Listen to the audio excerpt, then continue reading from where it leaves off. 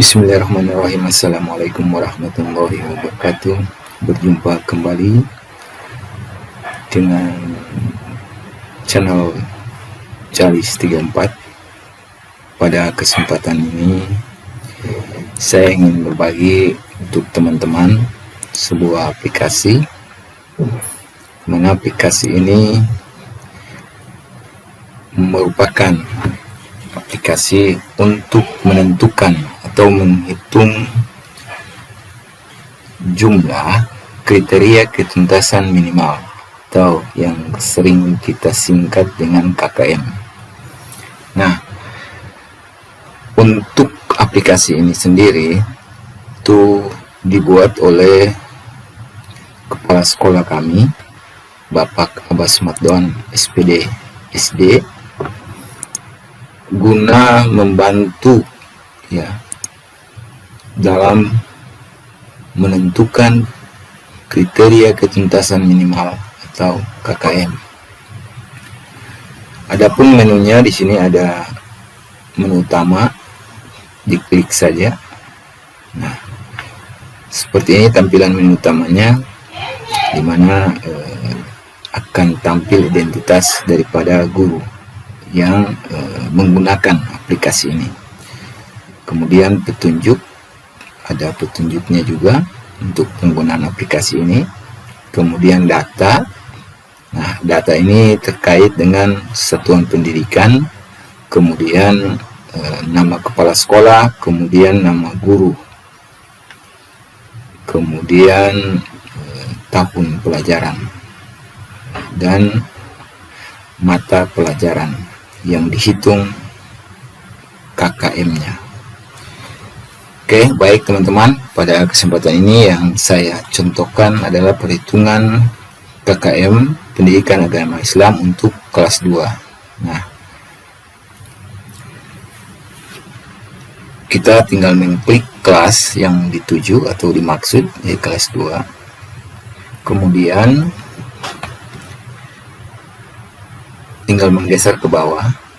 Nah, untuk awal kita masukkan dulu kompetensi inti daripada mata pelajaran yang akan kita hitung kriteria ketuntasan minimumnya atau KKM-nya. Nah, setelah itu kita masukkan setiap kompetensi dasar yang ada, seperti ini. Saya sudah masukkan setiap kompetensi dasarnya, kurang lebih kompetensi dasar untuk pendidikan agama Islam kelas 2 jumlah keseluruhannya ada 44 44 kompetensi dasar. Nah, untuk menghitung atau menetapkan kriteria minimal atau KKM, maka perlu kita memperhatikan 3 aspek penilaian. Di antaranya itu karakteristik muatan pelajaran atau kompleksitas. Kemudian yang kedua, karakteristik peserta didik atau intak. Dan yang ketiga, kondisi satuan pendidikan. Nah, sini saya contohkan aplikasinya sudah otomatis Jadi kita hanya memasukkan kompetensi dasar, kemudian kita menetapkan kriterianya sesuai dengan pengetahuan kita sebagai guru Kemudian kita masukkan yang kedua, misalnya untuk kompetensi dasar 1.1 terbiasa berwudu sebelum sholat. Sini saya masukkan nilai 70. Artinya penguasaan dari materi ini kira-kira saya menguasai 70 untuk penguasaan materi ini. Nah, ini untuk guru. Kemudian karakteristik peserta didik. Nah, di sini kembali pada guru, bagaimana peserta didik untuk dapat mempelajari daripada kompetensi dasar ini. Apakah pengetahuan siswa itu sudah lebih tinggi nilainya atau masih rendah tentang terbiasa berwudu sebelum sholat, ya. Maka di sini bisa ditentukan oleh guru sesuai dengan kondisi peserta didiknya, ya. Contohkan 70. Nah, kemudian untuk kondisi satuan pendidikan, ini kembali pada sarana dan prasarana penunjang di sekolah masing-masing, ya. Nah, di sini guru boleh memberikan nilai sesuai dengan sikon, ya, situasi dan kondisi daripada sekolahnya masing-masing. Untuk penunjangnya dikasih nilai 80. Oke. Nah, secara otomatis di sini sudah terjumlah secara otomatis bahwa untuk satu kompetensi dasar 1.1 terbiasa berwudu sebelum sholat, ya, ditetapkan berdasarkan 3 kriteria ini, maka nilai KD-nya adalah 73. Seperti itu. Kemudian yang kedua, KD 1.2 menunaikan sholat sebagai rukun, sebagai wujud dari pemahaman rukun Islam. Ini pun sama, ya. Sini kembali pada guru yang bersangkutan, ya, untuk memberikan nilai, ya, karakteristik muatan pelajaran atau kompleksitasnya berapa. Contohkan 70. Kemudian untuk intake, ya, intake-nya berapa. Kemudian untuk kondisi satuan pendidikan berapa, token 80. Nah, dengan demikian maka dia sudah terhitung secara otomatis. Nah, seperti itu, ya, teman-teman.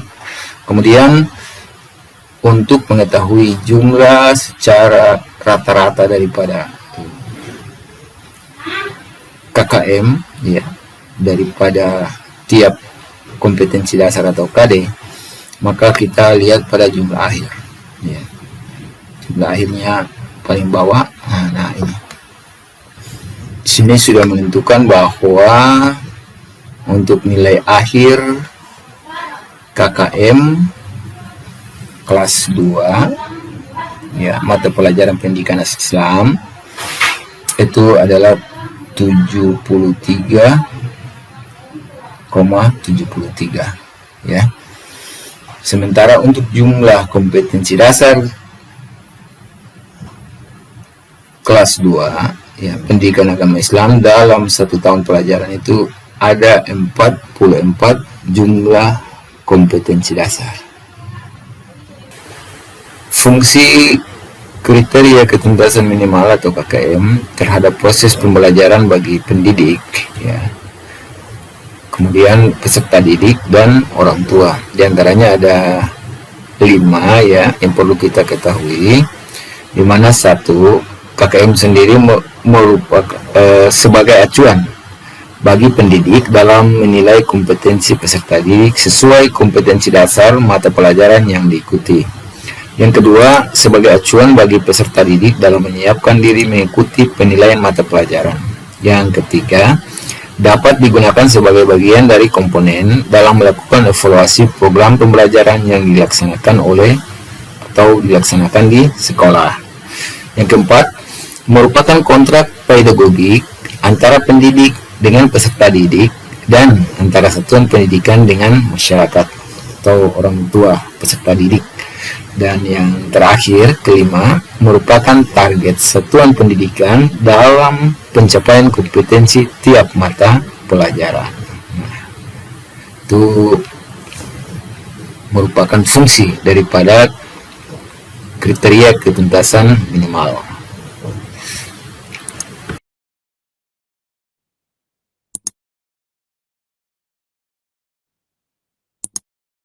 Jadi perhitungannya sama untuk